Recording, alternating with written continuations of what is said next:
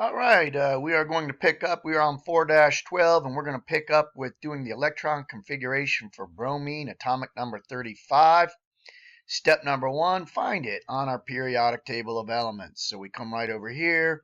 There's bromine, 35. It is in the P block. So its electron configuration should end in the P. In fact, it's 1, 2, 3, 4, fifth element over. So its electron configuration should end in P5. Looking right above the top of bromine, we can see that when we are finished with bromine's configuration, it should be an S2-D10-P5. I look over, it should be 4P5 if you see the 4P there. It should be 3D10, 4S2. So it should be 4S2, 3D10, 4P5. You can use these numbers right here on the off-bow order of filling with this little thing here right above bromine telling you how many should be in there. 4S2, 3D10, 5B5, 5P5. I can kind of write that down right now. 4S2, 3D10, 4P5. I know that's what it should end in if I do it correctly. So I start at square one, hydrogen. To get this backfill stuff, to get all that inside stuff, which we call the kernel, the kernel's everything inside that row that bromine is on. So to get the kernel, start at square one. We're right up here at the top of the periodic table. We're going to take a journey from hydrogen to bromine, and we're going to fill everything in. Hydrogen and helium are the two elements in the 1s. So the configuration will start off with 1s2. That row is complete. So now I go to the second row. I'm in the 2s. That is next. The 2s is next. There's two elements, lithium and beryllium there. So it's 2s2. I continue left to right across the chart. Right over to here, I continue to the 2p. You can even see the 2p's written right there. And there are 6 elements in the 2p. So I write 2p6. That row is been completed. Now I go on to the next row. Start a new row. Third row. 3s, 2 elements. You can see the 3 right there. There's 2 elements in there. 3s2. I continue left to right again. Boom, right over to here. That's the 3p. You see it written right there. 6 elements are in there. 3p6. 3p6. Now I'm on the row that has bromine on it. There's the row with bromine on it right there. I'm on the 4. That's the fourth. 4s is first. I'm on the 4th row of the table. The 4s is first. There's 2 elements there. So I'll write 4s2 as we predicted. Next I go back into the 3D. Why does it go 4s back to 3D? We've mentioned it several times. This is an off-Bowles order of filling. These values right up here tell you what the second number is. On this row, the first number here, right here, for this guy, that first number is a 4. If you look right here, there's a 4. So the energy of this sublevel is 4 plus the S value, which is 0. 4 plus 0 is 4. Why is the 3D next? Let's find out. The N here is 3. So I start off with the 3. Energy is N plus L. So the 3 is my first number. That's the N. My second number I have to convert. The D stands for 2. So I take 3 plus 2, that's 5. 5 is bigger than 4, so it gets filled afterwards. So here we go. How many elements are in the 3D? If you count left to right, there are 10. So I write 3D10. And now I look at bromine. I look at bromine. And bromine is the 1, 2, 3, 4, fifth one over in the 4p. So it should be 4p5 as we predicted it would be. 4p5. So my configuration matches with what we predicted on before we started the problem, but the final check is to see if my numbers add up to 35. 2 and 6 is 10, and 2 is 12, and 6 is 18, and 2 is 20, and 10 is 30, and 5 is 35. It all adds up. Next question. How many valence electrons does bromine have? Valence electrons are electrons found in the outermost energy level. So I go through. The energy level number is the first number we see here. In fact, it is the very, very important number. It is the energy level number. My biggest number as I look left to right. I've got a 4 there. That's a 3, so I don't count that one. But I also have a 4 there. So the biggest number as I look left to right is 4. So I add the electrons in the 4s to the electrons in the 4p. 2 and 5 is 7 valence electrons. Now they're asking for the Roman numeral above bromine. So I go back to my table. Here's bromine, and I go all the way up to the top. It is a Roman numeral 7 for the main block families. The main block is the S and the P. They call it the main block because these numbers line up with the energy level sublevel number. So there's a 2, there's a 2, there's a 2P, 3P, 3S, 4S, 4P. The main blocks are the ones that line up. The D block is not a main block because here's a 4, that's a 3.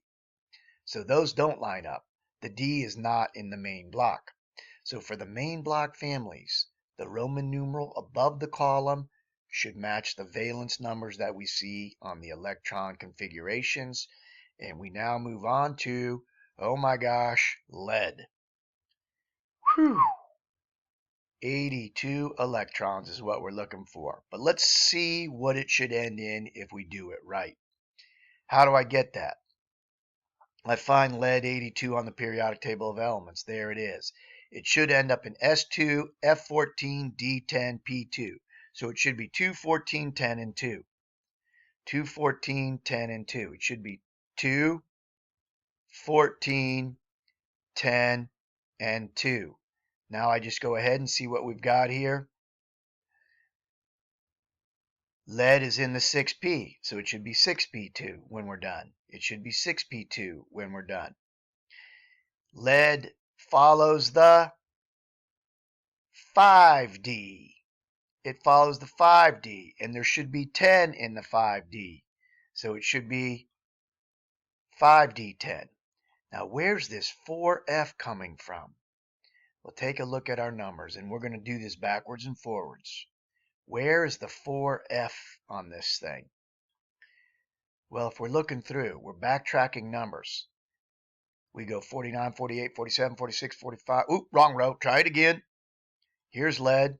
We go 80, 79, 78, 77, 76, 75, 74, 73, 72. And then it goes down to 57, and there's a red line here. That red line is telling me I forgot to move. I've got to move down.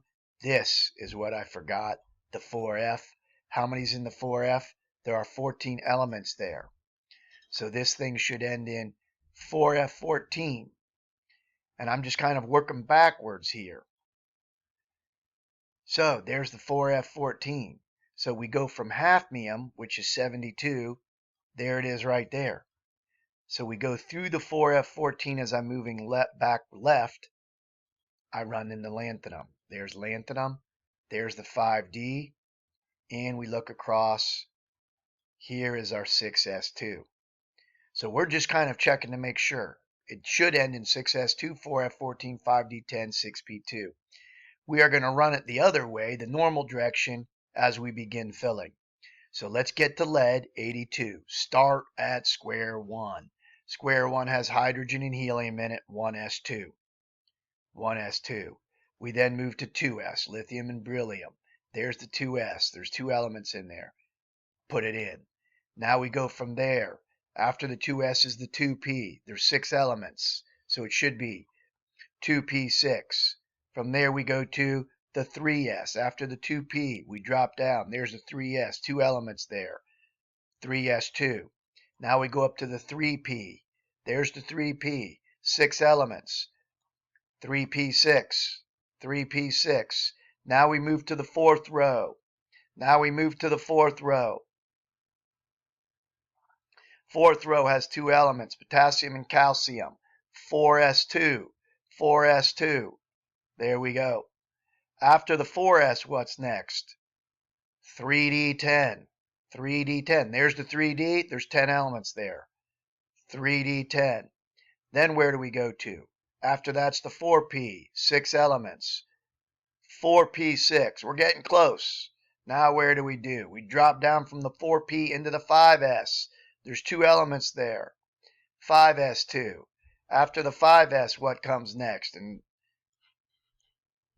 it goes from the 5s back to the 4d. Look, it goes 38, 39, 40, 41. I'm just following the numbers. That's the 4d. There's 10 elements there. 4d10. After the 4d10, 48, 49. We go 47, 48, 49, 50. That takes us into the 5p. There are 6 elements in the 5p.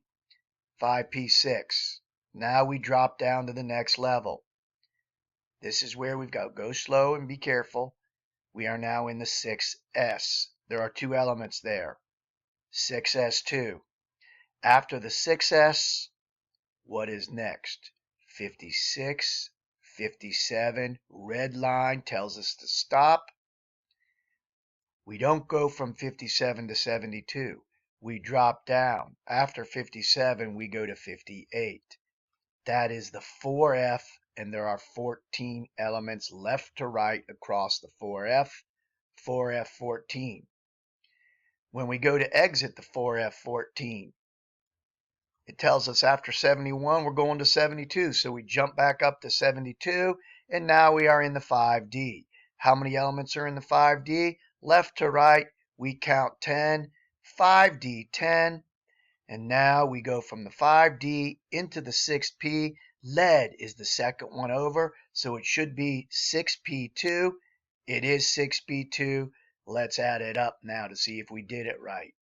2 and 6 is 10, and 2 is 12, and 6 is 18, and 2 is 20, and 10 is 30, and 6 is 36, and 2 is 38, and 10 is 48, and 6 is 54, and 2 is 56, and 14 is 66, 70, and 10 is 80, and 2 is 82. It adds up.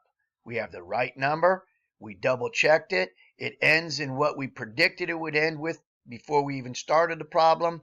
Now, how many valence electrons does lead have? How many valence electrons does lead have? Valence electrons are electrons in the outermost level. That is our biggest number. So we look left to right, the number I'm talking about. Outermost energy level, the energy levels are these numbers in front of the sublevel letters. My biggest number is a 6. And there's a 6. I've got 2 6s, so I add those up. 2 and 2 is 4. I have 4 valence electrons. What is the Roman numeral above lead? We bounce back onto this table. There's lead. I go straight up to the top. The Roman numeral is 4. The P block and S block are main block families. For the main block families, these Roman numerals should tell you how many valence electrons. For the elements that are not in the main block, remember those numbers are telling you something else. For instance, how many electrons do they have in the Ds? Take a look at this. Scandium has a 2 and a 1. Its Roman numeral's 3. These Roman numerals are not telling you, right, from here to here. Actually, from here to here, they're telling you how many are in the S and the D. This is an 8 and this is an 8 because they're telling you cobalt and nickel act like iron. And then they go back to 1 because there's no sense in telling you how many electrons are in the D now that the D is full. So they go back to telling you there's 1 in the S, 2 in the S. Zinc has 2 in the S. That takes us through lead. Our next video we'll pick up with beryllium. Hopefully the help videos are helping. If they are not helping, do not hesitate to email, contact me, and we can set up additional help sessions.